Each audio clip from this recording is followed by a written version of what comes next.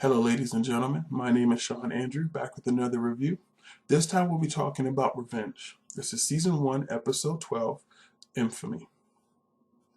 We start off with Emily and Daniel talking right after he got off of work. And he's bringing up about maybe moving back in with his mom's place for a while because what happened with Tyler, which is completely understandable since he was a total nutcase. But not just that, but maybe after the summertime, they can move in together. Emily states she's a bit traditional and wants to wait before actually living with someone until she gets married, which is odd because it's obvious that they're already doing each other. So it's like, you can potentially get me pregnant, maybe an STD, but we can't actually live together. You can stay the night, a few nights, but you can't actually put your stuff in. Like, I don't know how people balance that, so that to me is comedy within itself. Meanwhile, over to Jack and Amanda, they're kind of having their first fight. She's been kind of playing it wild and free, and it's not fully sitting well with Jack. Jack definitely seems to be more laid back and reserved type of guy, and she's apparently, kissing girls at the bar. And even though it is getting them a lot of tips, the bar seems to be getting more attention. When she asked Jack to take her to Atlantic City, Jack declines. I mean, mostly because he has to run a bar. I mean, his kid brother is only 17. Overall, he's not of even legal age to be by himself, but then again, not legal age to run a bar by himself. So that's kind of off. But then Amanda feels that, well, if Emily asks, I bet you would say yes, which is, again, of course she would say that because she knows what's going on. So that gives her kind of the advantage to play that card on him when she sees what type of guy that he is. So I don't know why she's acting so upset. Really, you knew he wasn't a mover or a shaker. He's a very consistent guy. Now all of a sudden you want to fly around and do all these things. That takes money, that takes time. People just can't up and do that. So, but knowing her lifestyle and what she's used to, she keeps saying she wants to settle down, but her actions aren't really showing that. That which ends up bringing us to Mason, or Leo as he was known early in his career, Treadwell. He's the biographer that did David Clark's story. As he's now in town, he's checking in on her to see how far she's willing to go for the truth. But this is done by the request of Victoria, not so much of his real interest. So when Emily finds this out, she asks Amanda to help because she now knows that a lot of the things in the biography were actually a lie. So at the interview, Emily is speaking in a transmitter to Amanda's ear. And by the end, let's just say Mr. Treadwell is feeling really nervous. You now have the one girl who you felt you could just count as, you're too young, you didn't fully know what you were talking about, you were just devastated at the situation and how she was able to fully recall every single thing that happened. Yeah, when that somebody could fully expose, what was the truth, that would make a person nervous since that's practically how he built his career.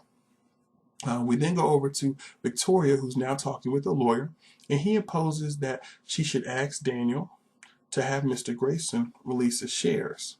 In doing this, they can then combine his with hers and then have control over the company. This way, it'll prevent Mr. Grayson from cutting her off. She talks to him, he talks to Mr. Grayson, and Mr. Grayson says yes, but not without some secret clauses changed first. And now we understand that he has to rather get married or wait until he's 30 before he can actually get the company shares. Daniel is thinking about asking Emily to marry him, which a lot of his actions, because of the earlier scene, shows that was definitely going to be on his mindset anyway. But this is not sitting well with Victoria. One, because she already doesn't like Emily. She doesn't trust her. That so far will never change. And she's entitled to that. And it makes sense once you know the backstory. But two, she didn't want to involve Daniel at all. So asking him to go ahead and to even be this far mixed in dealing with his father wasn't pushing it enough. But to now have him potentially go off and marry Emily is kind of taking it over the top. And Victoria clearly sees this. She's definitely not wanting her son to go any further with this. There's another function later on where Mr. Treadwell was going to read his memoirs at Victoria's location. And when he shows up to kind of tell him what happened between Amanda, they do a side flashback scene to where Mr.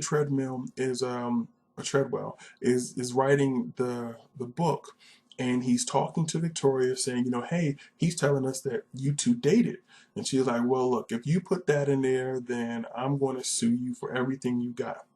And this is where things kind of change, because Mr. Treadwell says, well, I have nothing to lose, and apparently you do. Victoria sees a way of staying in front of the situation, and she says, okay. And this is what happens. Somehow, the information doesn't make it into the book, and Mr. Treadwell now gets the attention and success he's always wanted. Later on that night, Mr. Treadwell is taken out by Nolan, and Emily decides to spend a little time in his house. Some glass gets broken. Next thing you know, Emily's taking the conversation tapes that were taken by Mr. Treadwell and her father. They do another side flashback to Emily as a child, and she's burning the only picture she had left of her father after reading Mr. Treadwell's book. So you can definitely tell that it's not just the fact that she had a personal dislike for Mr. Treadwell for writing the book, but the fact that once she started learning information on her own, she started to see just how badly he painted her father. So, and her burning that one and only picture, that really helped to set the tone to understand her anger even farther. That, to me, was a very important scene when it's all said and done. But later on, as she getting ready to leave, she then sets fire to his house. All his paperwork, his memoir. He made a comment about not having any copies, all the documentation from all his previous recordings for him even making the book, because apparently it wasn't just about David Clark and what he had did. It was something else called the Society, and it's like the whole world dealing with David Clark and the companies that were involved, the additional people. He had all this footage of the book that made him popular. He's just on the ground crying when this happens. And Nolan is just sitting there totally pleased by the issue. In closing, Emily is watching over her father's tape, and that's when we learn some of the biggest information of all. He makes a comment in the recording that says, I know Victoria just had a child 6 months prior. Okay. And he asks Mr. Treadwell, ask her who the father is. And that's how they end the episode. That to me was perfect. That's definitely some type of as the world turns drama right at the end of the scene. The preview for the next episode, they're showing how Emily is still going to move forward now, knowing that Daniel's sister is her half-sister. I think that's going to be kind of interesting, because it was a lot easier when you felt that your only family had nothing else to do with this. Your mom's gone, your dad's gone, it's just you.